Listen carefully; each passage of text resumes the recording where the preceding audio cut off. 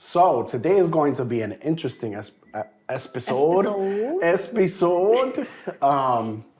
because Joanna has no idea what we're talking about. Today we had a very hectic parenting day, which I actually want to do an episode in the future about how to make it through when you're like constantly. I will survive. I've got no voice. That's why you're drinking tea. But today we're going to talk about things that we wish we knew. What is going on? Random wisdom we learned the hard way. So I promise this is going to get better. We just had a crazy day and yeah, but we're just believing that the Holy Spirit will intervene on this one and get in here and bless them with some wisdom. But what I did was I broke it down. Okay. So we'll talk about, each of us will talk about one thing that we wish we knew in each of these 5 categories. Okay. And the first one is, as a child, I wish I knew. As a teenager, I wish I knew. As a single person, I wish I knew. Before I got married, I wish I knew. And before I had my first child, I wish I knew. Those are good. Yeah, I felt like those were good Categories? you know, like I'm not sure.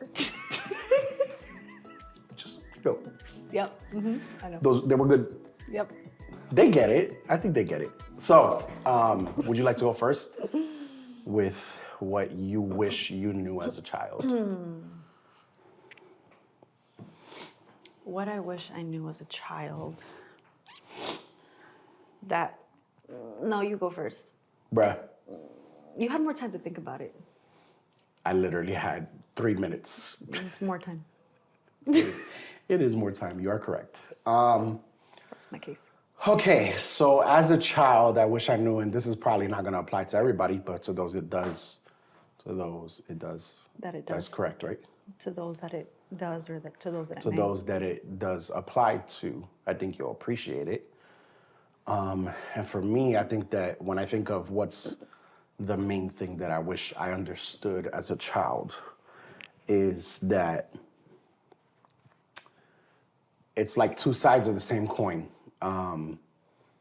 That my parents splitting up was not my fault. And that them being together would not have been a better thing. So I say that because the first part I say is obvious, because as a kid you grow up and you're thinking like, especially for me, because they were together until I was 1. So it's very recent to my being born. So as a kid, I constantly wondered like, hey, did they split up because of me? You know, and then as you get older, it doesn't get better, it gets worse until way later on you learn to like work through it. But as you get older, you're like, wait a minute, you know, it's stressful having a child and blah, blah, blah. So most people, I think, grow up kind of thinking like, oh, you know, maybe it was my fault, or did I cause it? Or as a kid, it's very innocent. Like as a child, you're just like, it must be my fault and this happened. And then it wasn't until way later on that not only did I realize that, but I also realized that them being together wouldn't have necessarily been a good thing. Yeah. And, you know, that's hard to say because everybody wants their parents to be together. But 2 people coming together to have a baby does not necessarily mean happy family. Yeah. You know what I'm saying? And I know, for example, one thing that the church tends to do is to force people to get married because they want to provide stability. And if both people are healthy people and they're in a relationship and, you know, maybe they're growing, maybe they, you know, nobody's perfect, but they're just normal, for lack of a better way of saying it, and working on themselves, then and they're leading towards marriage anyway, then maybe it is a good idea. But I don't know that forcing people to get married because they had a baby is the greatest.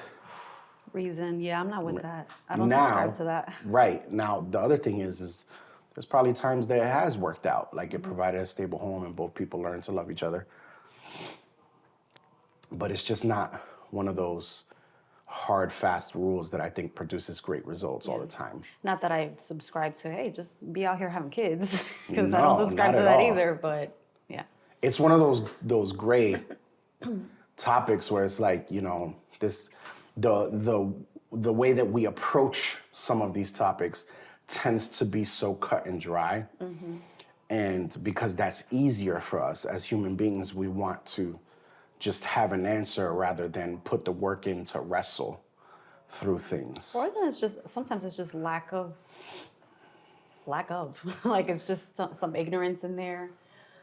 This is all you really know. This is the only blueprint that you've known. This is what you've been taught is right from wrong, and so you walk into life just operating that way. Right, you know, and then there's people bringing like a religious aspect to it. Different religions aspire to that. Some people really just want to provide stability for the baby. So it's like a financial thing, which I get that too.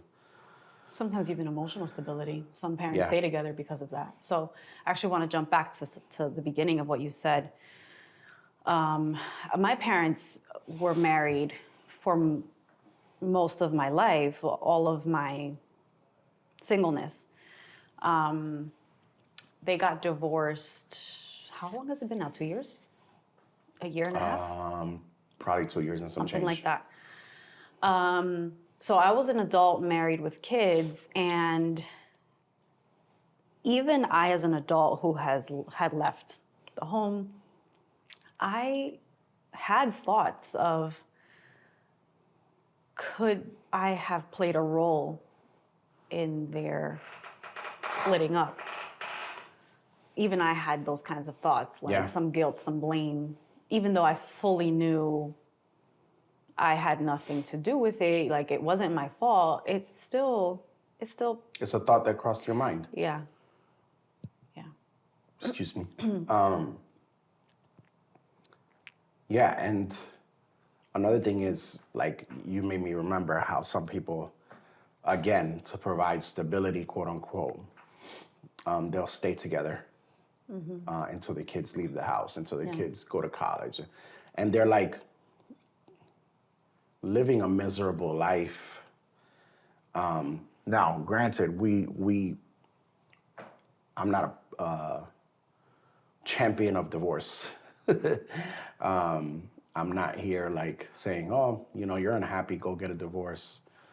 But in situations of abuse where I believe it does call for, at the very least, separation, we could argue if you wanted to, but at the very least, separation in my heart, in my mind, I believe also divorce and infidelity, especially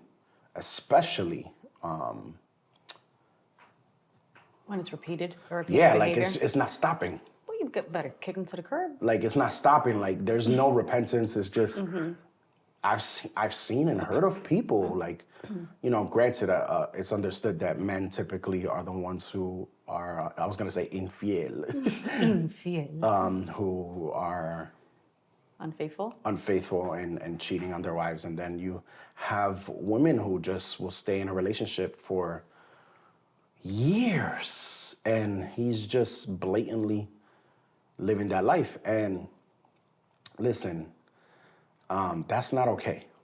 That's not okay. But anyways, going back to what I wish I learned that it wasn't my fault, because when you carry guilt like that inside of your body, it colors the way that you see the world, even as a kid.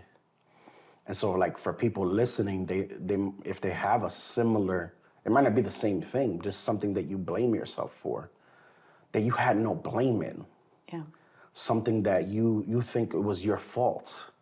I've heard of people being abused and thinking it was their fault. It's a very common response. Or yeah. people going through rape, for example, and thinking it was their fault.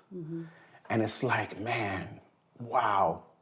How heartbreaking, how heart-wrenching is it, especially for a child, when you experience something that was out of your hands and somehow, some way in your mind, it twists into you believing that you have some fault in it. And it'll be like the tiniest thing, like, oh, maybe if I wouldn't have gone to my friend's house that day, that person wouldn't have like done whatever to me. Yeah. Or it maybe if I would have done my homework or had better grades, my dad and my mom wouldn't have hit me so hard or whatever. And it's like, yo, release yourself from that. I wish I would have known that as a kid. Yeah, that's hard to come to truth, even though you know truth. I think it's just hard to sit with what's true, like being able to apply the blame to the appropriate people. Yeah. I think it's hard because you also like, you start to feel so insecure and you start to question yourself in so many ways that it's just hard to make sense out of it. So your brain is just trying to make sense out of your emotions, are trying to make sense out of everything that's happening. And I feel like we want to have some kind of power, even if it's in our thoughts, even if it's in the after the fact. Mm-hmm. Like, oh, I could have done this or I could have done that. Like I could have. And I think that's also us trying to gain control somehow of the situation. So for me, what I wish I knew when I was a child,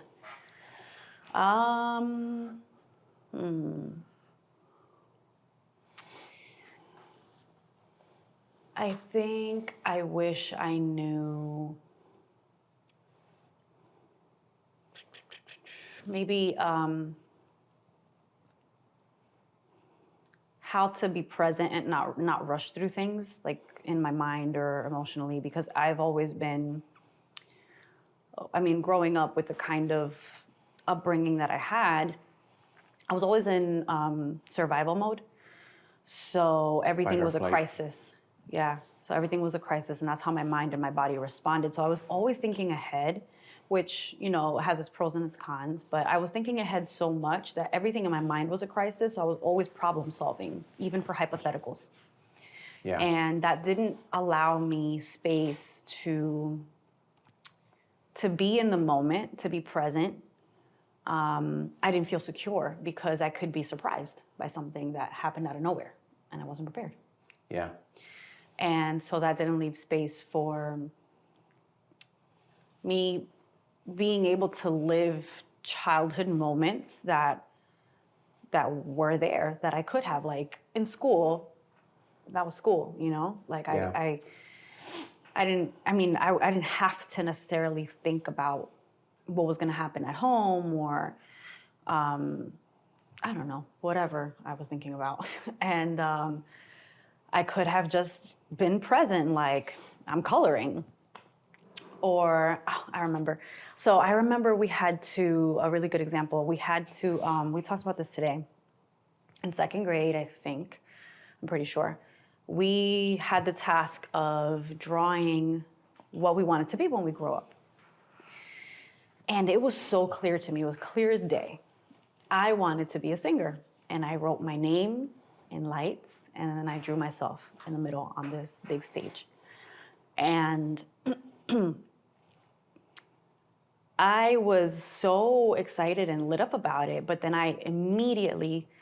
that dream started to fade away because I immediately started thinking about how unrealistic that was, how that wasn't going to bring money, how that wasn't going to bring stability, how that wasn't going to be supported. How am I going to bring this up to my family? What are they going to say? They're not going to support me in this. Wow. All these thoughts how old are you in second grade? Like 7, 8? That's a good guess, I think. Yeah. That's really young, like you're not really worried about like stability and making money at that age. You're just kind of like, not. You're just picking up a comb and pretending it's a microphone. Yeah, I was jumping between astronaut, police officer, and fireman still at that point. Yeah. Something like that. So I'm not saying that, had my parents supported me and had I told them my dream, this is what I would be right now, but it would be nice to have the space to dream. Yeah, well, yeah, because it's not even about that. It's the fact that you weren't on stable ground. Yeah. So you need stable ground to be able to dream. You need to be able to feel okay in the present moment so that you could be present. And then your mind can wander and dream. And if you're a kid and you're constantly, even when you're at school, you're not home. Even when you're at school, you're still thinking about home, and you're thinking about what could possibly happen. You never slow down. You never are able to. You're never able to feel in that moment what's going on and even enjoy those things. And that's super unfortunate. Yeah. It's like, yeah. But what I will say is I'm grateful that as adults we're able to catch these things now, because hopefully we don't make these same mistakes with our kids. Like I remember Kaya, I was getting her ready for school in the morning, and I was thinking 10 steps ahead. That was normal. In that moment, it was warranted. And Kaya was, I don't know what it was, but she was just kind of like taking her sweet time. She was just being a kid. And I was rushing her, but I was rushing her in a way where I started to feel convicted later. And I'm so grateful. I'm so grateful for one, self-awareness, self-discovery, and Well, all those things are unchristian, right? Oh God, let's not go there. Rooted in Christ, self-awareness and self-discovery, when you invite Christ in, is the best, because Major key. super amazing, because it's like inviting a third party in there, of a voice of truth that can point these things out, who has watched you live your life, knows your heart, knows your mind and the way it works, and can be like, right there. Yeah. Right there. And that's what was happening. So at the moment, I was trying to give her multivitamin. I was trying to give her water and her milk. And I don't remember what else I was trying to do. There's somebody out there who's listening to this who's like, multivitamin and water and milk. Like, I'm just trying to get my kid out the door in my pajamas. I was trying to get her shoes on, her coat on. And I needed her to with me. So I'm like, here's a multivitamin. Here's your water. And it was one after another. Like, you got 2 hands, use them. Put one in your mouth and then use your 2 hands for the bottle of milk and the water. And she wasn't complaining necessarily, but she was like, and I'm like, come on, Kyle, let's go, hurry. Let's go, come on. And I was getting upset. Yeah. Because she wasn't moving. And I'm like, we got things to do. Like, let's go. And again, she wasn't complaining. She was happy. She was trying to catch up with me and keep up with me. Yeah, she's not even aware. And I mean, she could have gotten upset with me and gone, Mommy. Yeah. But she didn't. And it wasn't until I had dropped her off and she was still in such a great mood, and I came back home and I was like, that wasn't right. So glad you realized that. Granted, we had to be there on time. We did need to get those things done. Yeah. But there was absolutely no need for me to throw all this stuff at her all at the same time. It was too overwhelming. It was too much. Like, it was unnecessary. There are moments where urgency is needed. That was not one of those moments, and we weren't late. Yeah. And even if we were 2 minutes late, she's 3. It's crazy how you were able to connect that, because I remember when that happened, but you just connected that to your childhood and brought it together. And really, that's the effect that it'll have on Kaya. She might not feel it in the moment, but 30 years from now, when she's a mom, she'll carry that on. So it begs the question of not just things that we wish we knew, but things that we wish we knew that we're now trying to break its power over us. Because that shame that I carried inside of me as a kid, while now as an adult, I may know it wasn't my fault. Is it possible that there are times where small things happen, and I'll, I'll just give an example. In our marriage, it happens all the time. If I feel like your mood is slightly off, I automatically assume I did something. I automatically assume that I start to run through my whole last 10 minutes worrying about every action that I took, and I will have done nothing. 50% of the time, whatever amount of the time, I didn't even do nothing. Like, this is our first time talking. So there's no way I did anything, but I'm still worried that I did something because I carried that guilt and shame for so long in my childhood. I'm glad you bring that up because I know some people might be hearing this and go, isn't that normal? Like, isn't that something that just happens in marriage? Like something's off and you automatically think, oh my God, what did I do? And I think that is sort of a normal response. Most couples think that way when there's like not communication, something's off, you automatically just assume, what did I do? And it like I said, it's kind of a normal response depending on the situation. Yeah. But I think what's interesting is that you are able to connect that with your childhood, because I've done that too. It's not like, I wonder if I did something, let me ask, and that's where it ends. It's like, I wonder if I did something, and start to overthink. Yeah. And this anxiety rises up, all because it's based on your insecurity. The root of that thought and those anxious survival mode feelings, the root of that is the insecurity of, this was my fault. Right. And then, so the question for the listeners is also, if you're thinking about what are things that you need to unlearn from your childhood, the way that it carries out in your actions now is not, oh, my mom and dad split up because of me. It's in these moments that I was just saying where you are not okay and I automatically assume I did something. What is the thought that is attached to that?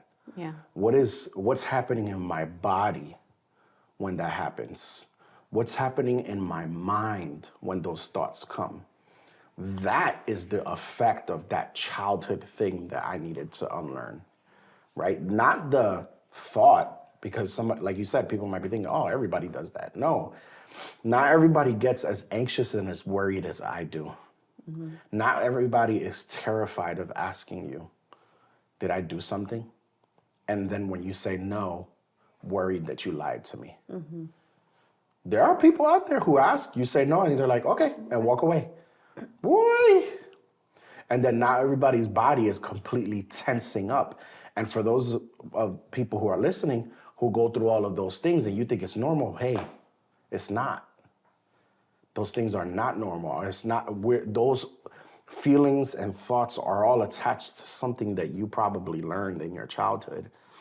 And so you can sit here and just think through your childhood. Think through things that you wish you knew. Think through things that you wish you would have learned a different way or whatever the case may be. And then try to ask yourself, how is that showing up in my life now? Yeah. Because guarantee you that there's ways that it still has some type of power that if you become aware of, now you can bring that in prayer to God. Yeah. Now you can tackle that with him and just become a completely different person. So, excuse me. I think we could do teens, and then we'll do a part 2 next week. So, what's something you wish you knew as a teenager? Something I wish I knew as a teenager. Wait, I just went. It's your turn. I tried it. I was in full listening mode though, so you already kind of had your juices flowing. You feel me? No. Okay. So I tried it. Something I wish I knew as a teenager is definitely. Let me see how I have an idea of what I want to say, but I'm trying to figure out how I want to word this.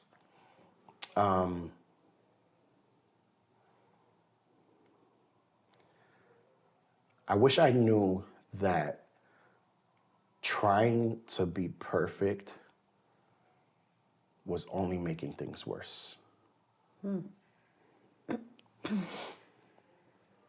So as you know, I became a leader, a visible leader at a very young age, 12 years old. When you're a young leader, you're running purely off of talent, raw talent, raw potential that somebody saw in you and said, hey, go. And that's a beautiful thing, right? When you could see a young person and give them a platform to be able to develop that gift, it can be a safe place. And for me, in many ways, there was a lot of it was very safe for me to make a lot of mistakes, and I'm grateful for that.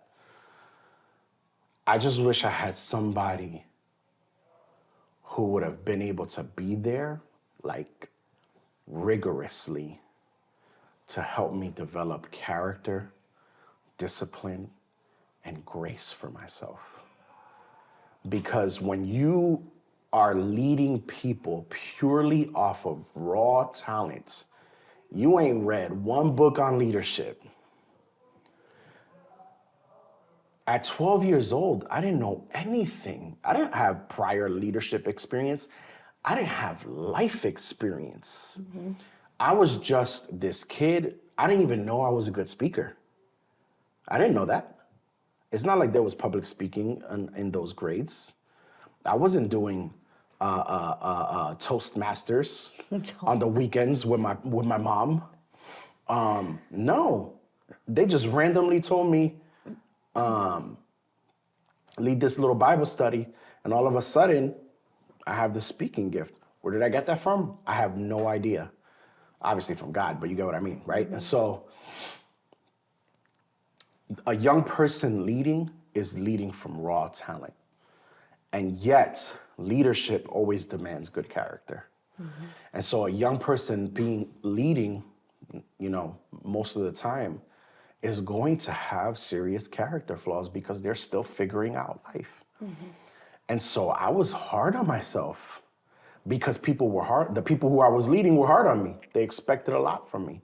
And I was making a lot of mistakes. When you're 12, though, everything is very black and white. It was when I was more older that I was, like at 12, I was, but you get what I'm saying? It is more black and white as a teenager. You come to the church and you hear about leaders, and you read, I think it's Titus 3 and 2 Timothy, where it talks about the qualities of an overseer and how pastors need to be above reproach. And I wasn't a pastor, but you get what I'm saying? Like, you learn these things about leadership and you look at your leader who is your age, and the good thing about being a young person is they're very passionate.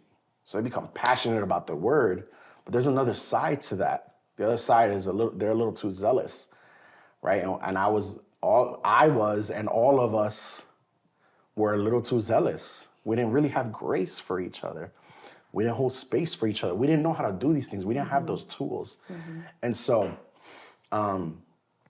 all that led to me trying to be perfect. Mm-hmm. So what that did to me was twofold. It made me hide more of myself that then allowed me to authentically lead. Mm-hmm.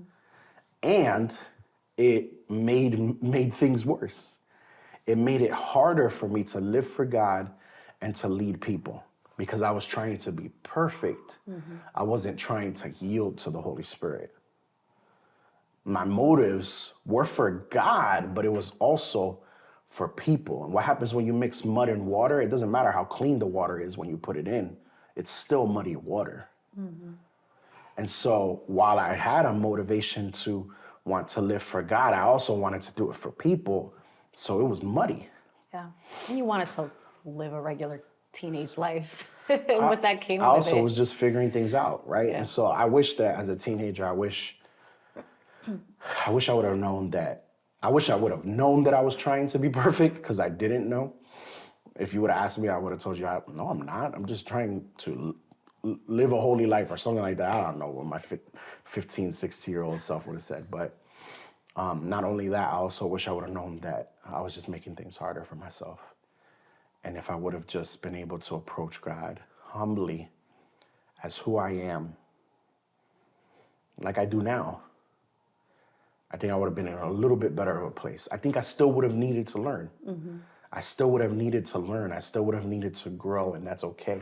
I just need a leader to tell me, like, hey, don't be so hard on yourself. Maybe you need to sit down for a while. Let's work on this. Let me give you tools that will help you. Let's work. How's your relationship with God doing? Not that it's easy either, but I'm just saying, like, there's things that I definitely wish I would have known at that age. So as a teenager, I was not leading Bible studies. I was not leading people. I was not overseeing anyone or anything. So what do I wish I knew as a teenager? I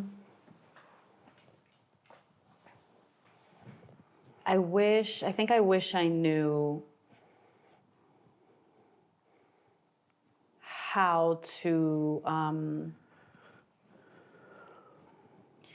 so I was always very strong-willed and had strong opinions.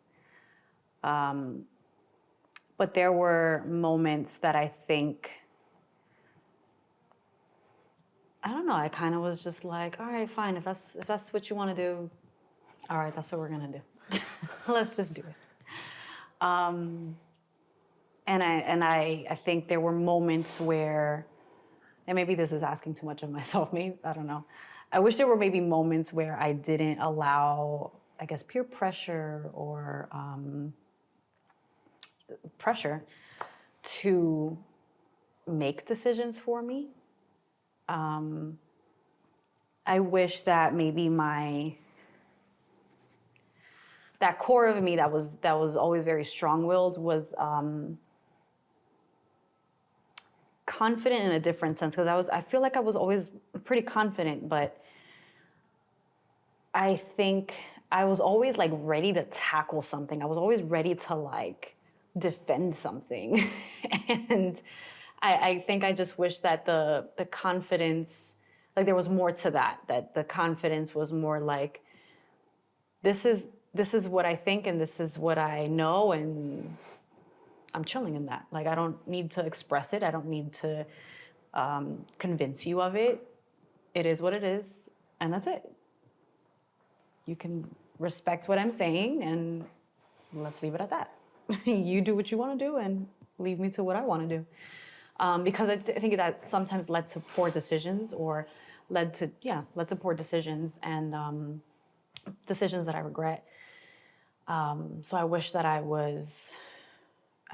knew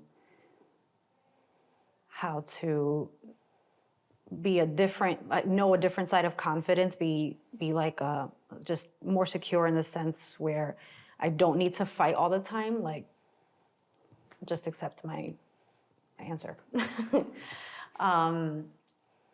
Which would have led to a lot more freedom, because again, I always felt like I had to fight for something or defend myself or explain myself. And it would have led to freedom too within myself. So maybe I would have tried for like different clubs or groups, sports. I don't know. In high school, maybe I would have had the freedom to join things, do things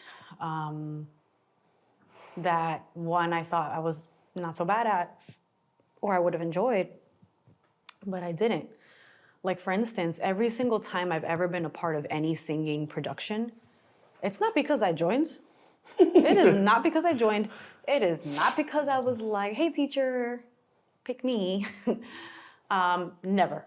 Every single time it was, I think even with worship, on the worship team, every single time it's like, I heard that and I'm like, you heard what?